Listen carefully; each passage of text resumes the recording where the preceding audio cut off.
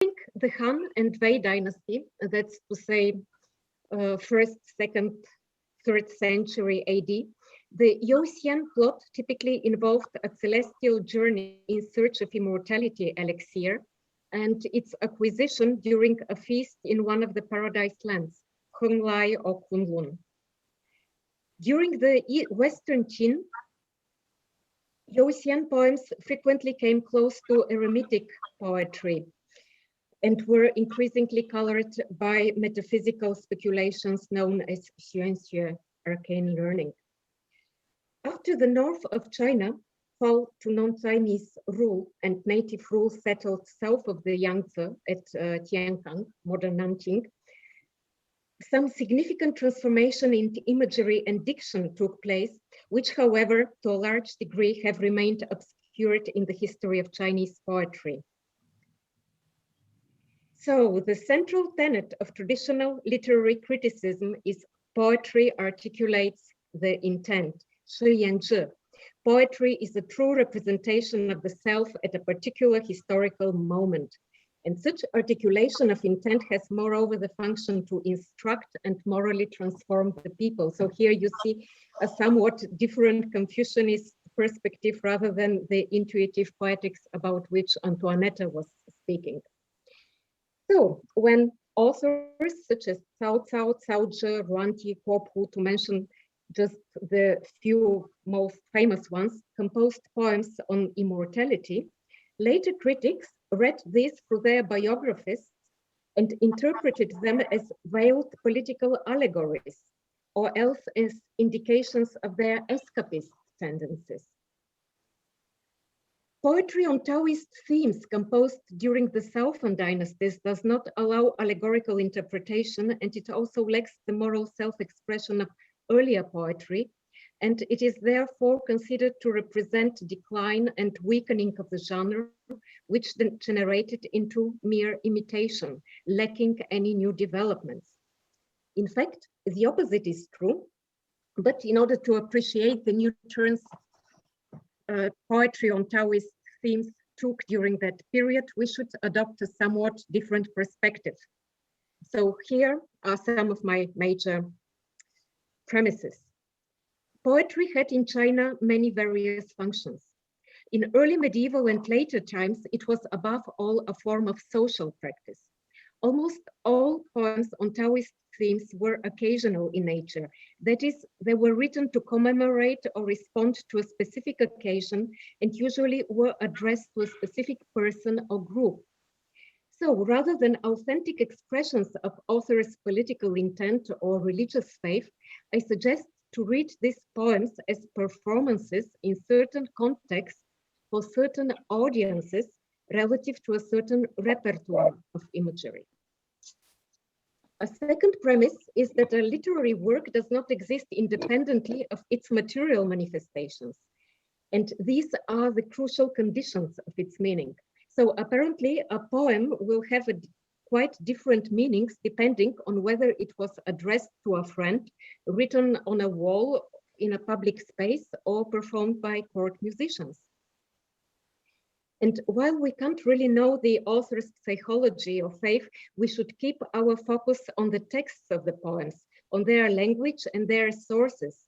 And among the questions which should be explored are which Taoist scriptures did secular authors probably know and draw from? What religious topics and imagery did they adopt? To what degree did they retain the initial scriptorial connotations in their poetry?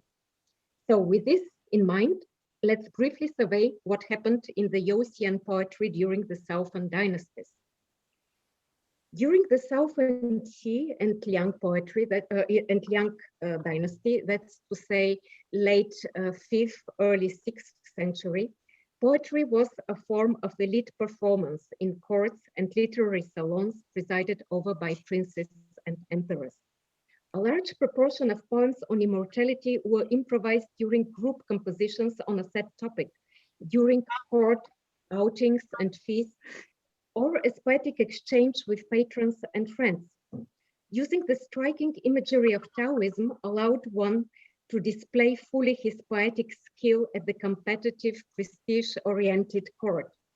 In addition, poets often depicted a mundane event, such as a feast or outing, as a gathering of immortals in order to flatter their patrons and companions. And such might be the context of composition of this Yossian poem by the famous writer of these times, Shen Yue, which you see here. And it most likely depicts an excursion of Xiao Zeliang, Prince of Qingling, as a heavenly roaming of immortals. In addition to these standard court events, poetry was created on a whole range of new occasions. Poems were written on the novel topic of visiting Taoist temples or on participating in Taoist religious ceremonies. And here I have listed some of these poems. Consumption of drugs or reception of an alchemical elixir also called for a poem. Poems were exchanged with or addressed to Taoist masters. One fragmentary preserved rhapsody by Xieling Yun was composed on the occasion of a dream and acquisition of a sacred scripture. Poems or musical performances inspired by Taoist chants were also created at court. The compositions created on such Taoist occasions refer to more recent Taoist concepts and practices, above all to the Shangting supreme purity tradition, also known as Mao Shan school, that defined itself during the 6th dynasty period. So, this tradition was based on a series of revelations granted in the late 4th century to a visionary called Yang Xi by divinities who called themselves Zhenren, true or perfected ones. The emergence of the Shangting school can be regarded as a reaction of the local southern gentry, which sought to reaffirm its own traditions over those imported by the northern emigres. The new movement claimed to be on a higher spiritual level than anything known hitherto. The revelations came from the loftiest heavens and from the highest gods. They also included outstanding poems that described the heavens and cosmic journeys. Their outstanding literary qualities and the remarkable calligraphy of Yang Xi's transcription quickly attracted the attention of the highly cultured gentry. During the 5th century, several eminent Taoists attempted to reassemble the original corpus of revealed texts. The most renowned among them was the scholar and Taoist master Tao Hongting. Before retreating to Mount Mao, he held several court appointments and was a personal friend of many aristocrats, of Buddhist thinkers, and of Xiao Yan, the future founder of the Liang dynasty known as Emperor Wu. Most influential for the future literary developments was the compendium Zhenkao, Declarations of the True Ones, which he presented to the throne in 499. The book was intended for wider circulation and aimed to introduce both the literary brilliance and the religious message of the True Ones to a wider public. And this is approximately the time point when new esoteric imagery and vocabulary appear in secular poetry as well. One of the most novel features in poetry of the time is the expanding topography of the divine realm. The Shangting revelations had brought knowledge of higher, hitherto unknown paradises, and from the late 5th century on, the court poets start to insert these new localities in their depictions of heavenly journeys. So the mystic continent, Xuanzhou, the mystic metropolis, Xuantu, the purple prefecture, Zifu, which you see in these excerpts, they all belong to the Shangting specific topography. Poets occasionally also speak of journeys through the highest heavenly zones that had been recently disclosed, such as the Jade Purity Heaven, Yuqing, the Golden Pylons, Qinque, or the mystic realm of the Jade Void, Yuxu. The plot of becoming a Xian immortal also changed. In early times, it was depicted as a journey towards some paradise where the protagonist received the elixir of life. During the 3rd and 4th century, increasing attention was paid to mineral or botanical drugs, which were naturally found in the mountains. In the 6th century, however, the way of immortality is depicted as mastering esoteric arts, central among which is alchemy. Partaking of different mineral mixtures and a lay knowledge of alchemy were actually a part of gentry life during the Southern dynasties. For instance, and even Emperor Wu of Liang, who is otherwise known as Buddhist emperor, he patronized the alchemical pursuits of Tao Hongqing and is recorded as having consumed some of the elixirs presented by. In 512, Emperor Wu composed a set of 7 songs under the title Music of the Supreme Clouds, which were imbued with Taoist content. One of the songs bears the title Tune of Gold and Cinnabar, or Tune of the Golden Elixir, and has a purely alchemical content. In it, Emperor Wu speaks of processes of sublimation and repeated transmutations, and of alchemical compounds, purple frost and scarlet snow, that he might have even personally tasted. And it is remarkable that such a song with such coherent alchemical content was apparently intended as entertainment performed by court musicians. Among the esoteric disciplines mentioned in poetry, there are also meditation practices pertaining to Shanqing tradition. For instance, Shen Yue addressed to his friend and mentor Tao Hongqing a poem in which he describes in very technical terms inner techniques that he probably knew from Tao's teachings. Shen Yue speaks of his own failed attempts at visualization 1, actualization 2, and circulation of the inner radiances 3, and of the alchemical elixir of the 9 cycles, Qiu Huan Tan, which Tao Hongqing was trying to produce at the time. The lore of Taoist sacred scriptures also makes a novel appearance during the Qi and Liang periods. Revealed celestial texts were of crucial importance to the Shanqing tradition.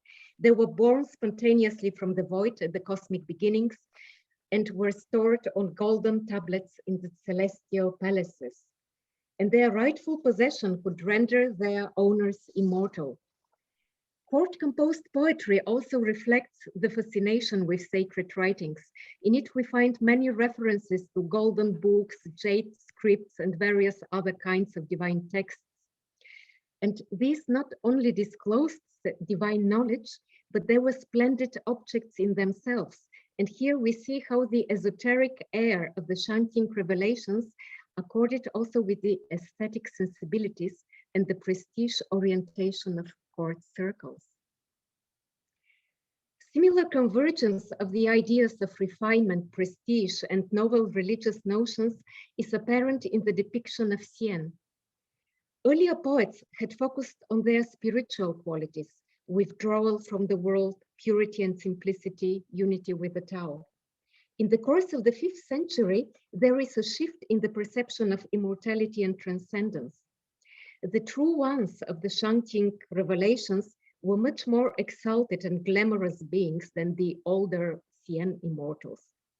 Similarly, in court poetry, the ideal of spiritual freedom and spontaneity gave way to dazzling visions in which divine majesty and courtly glamour blended.